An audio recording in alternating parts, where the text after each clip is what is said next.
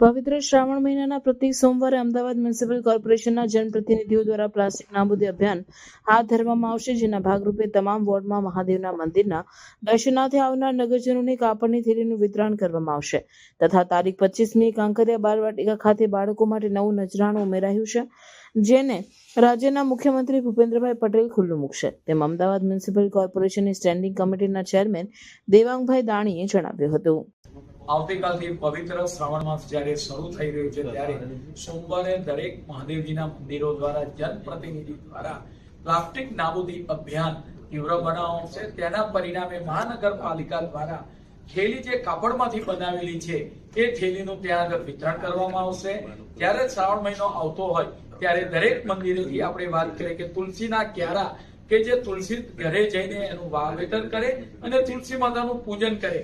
આમ સોમવારના દિવસે મહાદેવના નક્કર કરેલા મંદિરો પરથી આ થેલીનું વિતરણ કરવામાં આવશે। દરેક વોર્ડ વાઇઝ 2 થેલીઓ આપણે વાત કરીએ કે 2000 નંગ થેલી એ વેચવામાં આવશે। ત્યાં અમારા લોકલ સ્થાનિક ધારાસભ્યો, કોર્પોરેટર, જનપ્રતિનિધિ, અધિકારીશ્રીઓ અને નગરજનો જે પણ દર્શન કરવા માટે મહાદેવના મંદિરે જ્યારે આવતા હશે ત્યારે એ લોકોને આ થેલી આપવામાં આવશે। પરિણામે આપણો જે સંકલ્પ છે કે ભાઈ પ્લાસ્ટિકનો વપરાશ ધીમે ધીમે બંધ કરવો અને કાપડની થેલીનો વપરાશ ધીમે ધીમે વધારવો, તેના અંતર્ગત દ્વારા મહાનગરપાલિકા દ્વારા આ પગલું ભરવામાં આવ્યું છે। આવનાર સમયગાળામાં આ જે થેલી વિતરણનો કાર્યક્રમ એ વધારે માત્રામાં પણ કરવામાં આવશે। અમદાવાદ મહાનગરપાલિકાનો કાંકરિયા ખાતે બાલવાટિકા એ નવા રોગાન સાથે તૈયાર થઈ ગયું છે। એક બાળકો માટે નવું નજરાણું છે। આવતીકાલે રાજ્યના માનનીય મુખ્યમંત્રી ભૂપેન્દ્રભાઈ પટેલ સાહેબ સાંજે 7 વાગે આ બાલવાટિકાને ખુલ્લું મૂકશે। ત્યાં આગળ એન્ટ્રી ફી 50 રૂપિયામાં રાખવામાં આવી છે। ત્યાં અલગ અલગ પ્રકારની 4 થી 5 ગેમ એ ફ્રીમાં રમી શકશે બાળકો।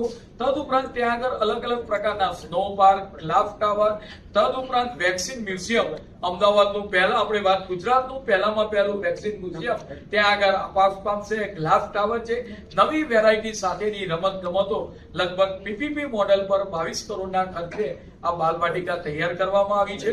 પરિણામે બાળકોના મનોરંજન માટે આવનાર સમયગાળા દરમિયાન અનેક લોકો આ બાલવાટિકાની મુલાકાતે જઈ શકશે। અમદાવાદ મહાનગરપાલિકા દ્વારા 65 વર્ષથી ઉપરના લોકો માટે BRTS ફ્રી કરવામાં આવી હતી। શહેરની અંદર એ ગમે તે જગ્યાએ મુસાફરી માટે જઈ શકે।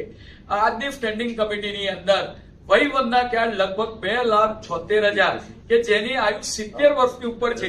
દેશના પ્રધાનમંત્રી આદરણીય મોદી સાહેબે જે પણ સિનિયર સિટીઝનો છે એ લોકો માટે વયવંદના કાર્ડ એટલે કે હોસ્પિટલની અંદર એ લોકોને સારવારનો ખર્ચ ટોટલી મુક્ત કર્યો તો આ કાર્ડ 2,76,000 કાઢવામાં આવ્યા છે।